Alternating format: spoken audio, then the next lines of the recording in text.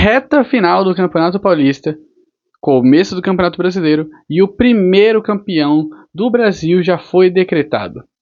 No vídeo de hoje nós vamos falar um pouco sobre os 4 grandes de São Paulo e o que vem acontecendo com eles no começo dessa temporada. A princípio, vamos falar sobre a rodada desse meio de semana do Campeonato Brasileiro. Primeiro vamos começar com o Palmeiras. Palmeiras, o grandioso vice-campeão da Libertadores e do Campeonato Brasileiro de 2025, vai enfrentar na segunda rodada o Vitória. É triste a situação que o Palmeiras vem vivendo. Eu fico extremamente triste, chateado, eu quero chorar. Porque ontem, domingo, dependendo de quando eu estiver postando esse vídeo, foi ontem. Se eu postar amanhã, foi anteontem. Enfim. O Palmeiras conseguiu o grande feito de perder para o Botafogo de Ribeirão Preto. Não é uma coisa horrorosa e estrondosamente péssima, mas assim, é o Botafogo de Ribeirão Preto contra o Palmeiras. Eles conseguiram uma vitória minúscula, mas conseguiram. 1-0. 1-0. Minúsculo no placar, maiúsculo para o tamanho da vitória que o Botafogo conseguiu. O Palmeiras, assim como ano passado, ele vem mantendo seu estilo de jogo maravilhoso, que é chutão para frente, e não conseguiu desempenhar tanto nesse começo de temporada. Nesse jogo contra o Botafogo, eu consegui acompanhar apenas o primeiro tempo. E era perceptível a busca de lançamentos em todo momento no jogo. Vitor Roque não conseguia chegar na bola, o Flaco não conseguia chegar na bola, porque todo mundo já manjou o que estava acontecendo. E também o meio-campo não estava totalmente titular. Tinha o Larson, o moleque da base do Palmeiras, bom jogador, Luigi e Riquelme. Mas que não adianta muito você colocar jogadores de beirada, jogadores incisivos, sendo que o seu lance é lançamento. Isso deve ter dificultado um pouco também o restante da partida do Palmeiras, porque infelizmente o Palmeiras não vive numa grande fase de criação de jogadas. Eu acho que um jogador que poderia jogar mais perto da área é o Andrés. Só que por algum motivo estranho, o Abel gosta de manter o Andrés muito longe da área. Muito longe mesmo. Ele joga como se fosse um volante. Sendo que ele jogaria muito bem como um meia central, distribuindo o jogo, ou na direita, já que ele é destro. Dito isso, perdeu. Que triste. E o próximo jogo contra o Vitória. Vitória que ganhou a primeira partida, não lembro contra quem, mas ganhou. Saiu vencendo na primeira rodada do Campeonato Brasileiro e agora enfrenta o Palmeiras, que empatou com o Galo, também marcando 2 gols vindo de lançamento, porque é o que tem, é o que você sabe fazer, é o que você faz. Se é fácil, para que mudar? E o Atlético Mineiro também não ajuda, né? Não ajuda, e a arbitragem também não ajuda, mas fazer o que, né? Fazer o que? Agora a gente vai passar para o melhor confronto, eu digo, o pior confronto que tem, que é o do meu queridíssimo time contra o Santos, o Santástico. O que eu acho meio estranho nesse jogo é o seguinte: o jogo que teve no sábado agora foi o mesmo jogo, outro Sansão, onde o Tricolor ganhou por 2-0. É triste ver a fase do Santos, mas eu não tô nem aí. O São Paulo pega de novo o Santos, agora lá na Vila Belmiro, e é por uma competição diferente. Mas, se você colocar lado a lado as competições, você acha que é a mesma coisa. Por quê? No Paulista, o Santos é o antepenúltimo colocado. E no Brasileiro também. Tudo bem, eu nem coloquei aqui dados da primeira rodada do Brasileirão, porque foi apenas a primeira rodada. Então meio que não vale de muita coisa. O São Paulo está em 7º colocado. Entendeu? Já o Santos consegue repetir a mesma regularidade irregular nas duas competições. Eu acho que esse jogo vai ser muito diferente do que foi do jogo de sábado agora, por se tratar de outra competição. É bem provável que o Santos venha com o mesmo time que veio contra o São Paulo, também com o Gabriel Menino, que ajudou muito a gente, obrigado. Mas Assim como acho que a escalação do Santos vai ser a mesma, eu acho que o São Paulo também vai vir a campo com quase as mesmas peças. Talvez o Caleri comece titular. Talvez o Ferreirinha também comece titular. Assim como o Luca possa começar titular. Coisa que não aconteceu no jogo do Paulista.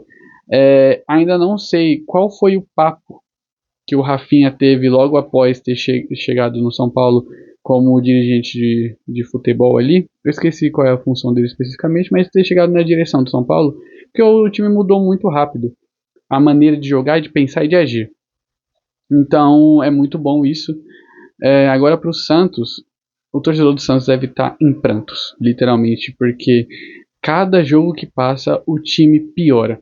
E o Vojvoda não consegue achar uma fórmula mágica para esse time jogar futebol. Não consegue. A salvação, que seria o Neymar, ainda nada. Ainda nada. Há sim uma esperança de talvez ele voltar a jogar contra o São Paulo essa quarta-feira. Mas pode ser que não também. Não se sabe. O Neymar virou uma incógnita geral no time do Santos. E Corinthians. O Corinthians enfrenta o Atlético Paranaense. Não. O Corinthians não enfrenta o Atlético Paranaense. Porque o que acontece? Esse final de semana aconteceu um jogaço de bola. Aconteceu Flamengo e Corinthians pela Supercopa Rei. Meus queridos, o Flamengo não está jogando nada. Os caras eles tiraram o pé completamente no início dessa temporada. Em comparação com o que aconteceu no final do ano, 2025, 2026, o início, está completamente diferente e irreconhecível. Muitos torcedores, principalmente flamenguistas, sempre vão exaltar o Felipe Luiz.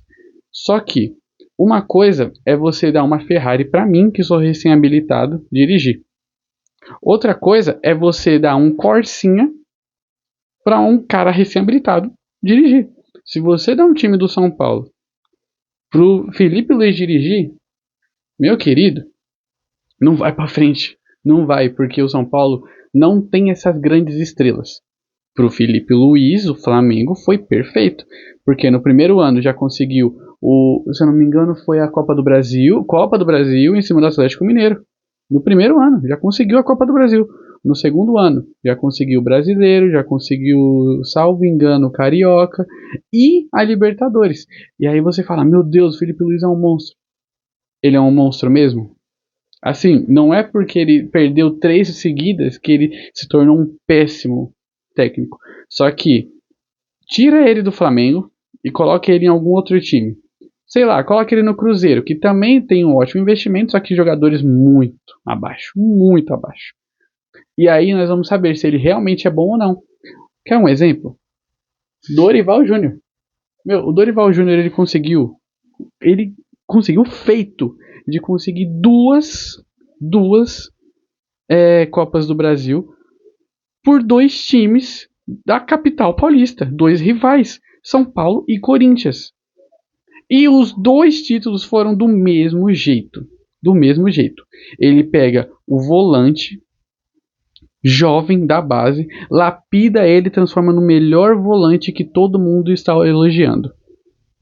No caso do São Paulo, Pablo Maia. No caso do Corinthians, Breno Bidon. Pega o lateral esquerdo, esquecido, ruim, criticado, lapida ele e transforma no melhor lateral esquerdo do país. Quem é ele? Caio Paulista. E Matheus Bidu. Entendeu? Então, o Dorival tem isso. Ele consegue transformar jogadores. Ele pega um jogador pra si e fala, você vai jogar comigo. Eu confio em você. É o futebol mais bonito do mundo? Não é, gente. Não é. Você vê a final da Copa do Brasil contra o Vasco e a final da Supercopa, você sabe o que o Dorival quer. A mesma coisa que foi com o São Paulo. Ele quer que esse jogo seja jogado de tal maneira. No primeiro jogo do São Paulo contra o Flamengo, em 2023, contra-ataque, Nestor, alça a bola na área, gol do Caleri. Retranca. Qualquer coisa a gente vai para ataque e tenta de novo. No jogo de volta, a mesma coisa. O primeiro gol, que acabou 1-1 no caso, né? O gol do Nestor foi isso. Bola na área, rebote, chuta Nestor, gol. E depois, no segundo tempo, o gol que o Luciano perde foi a mesma coisa. Contra-ataque e o Luciano perdeu. Demérito dele. Mas ainda assim, o Dorival é ótimo em pegar a alma de um time que não é excelente e transformar num time competente. Uma coisa que o Felipe Luiz não está conseguindo. Porque se você levar o Felipe Luiz para um time europeu, talvez ele se dê melhor pelo nível de profissionalismo do futebol lá fora. Coisa que aqui não tem muito. Dá para perceber que todo flamenguista quer que o Flamengo jogue igual o Jorge Jesus botou para jogar. Só que infelizmente isso não vai acontecer, porque não vai ter outro Jorge Jesus. E mesmo se ele voltar, não vai ser o mesmo futebol, porque os jogadores vão ser diferentes e as características também. Então vai ser difícil esse Flamengo jogar igual os flamenguistas querem que jogue e jogou há 7 anos atrás. Dito isso, Corinthians, campeão da Supercopa do Brasil, merecidíssimo, jogou bola, botou o Flamengo na... Não, mentira, não botou na roda, porque foi um jogo muito parelho. O Flamengo não consegue jogar. E o Corinthians sabe que não vai conseguir jogar, porque o Corinthians pega todo mundo que tá no ataque e volta. Isso é muito bom. Quem entende o jogo é uma coisa, entendeu? E é aquilo. Dorival já tem rodagem. Felipe Luiz começou agora. Ele tem que aprender ainda. Dito isso, Atlético Paranaense não. Capivariano. Por conta da rodada que foi cancelada, digamos assim, no Campeonato Brasileiro, o Corinthians vai jogar agora contra o Capivariano, nessa quinta-feira, na Neoquímica Arena, válida pela 6ª rodada do Campeonato Paulista. O jogo contra o Atlético Paranaense foi adiado para o dia 18 desse mesmo mês. Só que aí aconteceu de eles adiarem de novo para um dia após esse. Se eu não me engano, por falta de policiamento no dia. E, salvo engano, vai ser lá no Paraná esse jogo. Dito isso, o Corinthians não joga essa rodada do Brasileiro, mas joga a rodada que falta do Paulista para saber se sobe ou se desce na tabela. Tudo bem, agora vamos para a tabela. Como nós sabemos, o Paulista está quase no fim da fase de liga, o que mudou desde o ano passado para cá, o que é ótimo. Esse novo formato me agradou muito do Paulista, mais curto, mais dinâmico, com mais riscos. Apenas 2 rebaixados, tá muito bom. Esse Paulista está interessante de assistir, pelos riscos que os times estão assumindo. Vamos para a tabela. O pódio dos 4 grandes são esses. Primeiro que há uma semana atrás, eu reclamava, assim como todo mundo reclamava, do São Paulo estar em 14º colocado. É inadmissível. É completamente inadmissível. O São Paulo perder de virada para a Portuguesa. De virada não. Perder para a Portuguesa. Porque o São Paulo é tão ruim que nem marcou o primeiro gol. É inadmissível o São Paulo ter perdido para a Portuguesa. E ter sofrido para ganhar do São Bernardo em casa. O que me irrita nesses jogos específicos é a falta de criatividade, ofensividade. O São Paulo não estava conseguindo jogar, não estava conseguindo ser um time coeso. Estava só levando pau de todo mundo. Dito isso, ganhou uma partida. Uou! Subimos na tabela. Ganhou do Flamengo. Caramba, o que está acontecendo? Ah, não.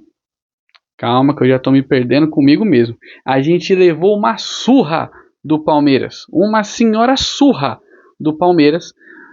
E depois a gente pega o Flamengo completamente desnorteado. Já pensando, meu Deus, o que vai ser da minha vida? A gente vai perder de novo, agora pro Flamengo. Não, a gente vira contra o Flamengo no Brasileiro. A gente consegue uma vitória surpreendente que, gente, ninguém acreditou. Literalmente ninguém na face da terra acreditou que o São Paulo ganharia. Ganhamos, 2-1. Pegamos o Santos, atropelamos o Santos. E não foi só por uma expulsão do Santos. O Santos já vinha jogando mal. O Santos queria que o jogo virasse um UFC num campo. Dito isso, Gabriel Menino expulso. São Paulo 2-0. O São Paulo consegue afundar mais o Santos. Cai para antepenúltimo colocado, 14º na tabela do Paulista. E o São Paulo sobe para 12º. O São Paulo está a apenas 1 ponto. Na verdade, o São Paulo está apenas a saldo de gol de entrar na zona de classificação para a próxima fase. Apenas por isso, porque olha comigo aqui, quantos pontos que o Corinthians tem? Quantos pontos que o São Paulo tem? E o Santos? Entenderam? E é aí que tá. Essa partida do Corinthians atrasada vai fazer com que o Corinthians possa chegar a 11 pontinhos.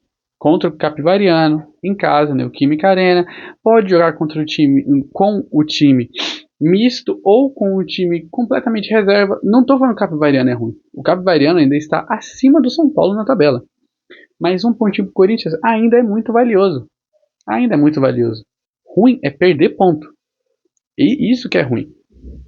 O São Paulo joga a próxima partida do Paulista contra o Primavera. O Primavera, que é o 8º colocado, abrindo a zona de classificação para a próxima fase do Paulista. Assim, o São Paulo tem chances de se classificar. O São Paulo pode chegar a 13 pontos. 13 pontos. Lembrando que o primeiro colocado até o momento, que é o Bragantino, ou o Novo Horizontino?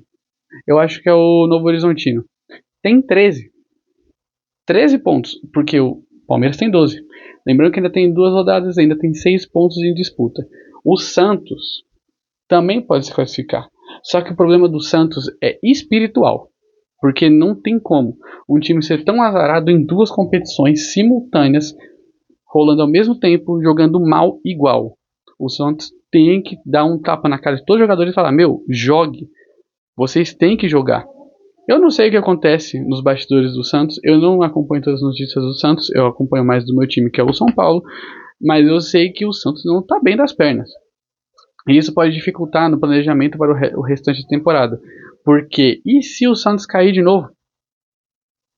E aí? E se o Santos cair de novo?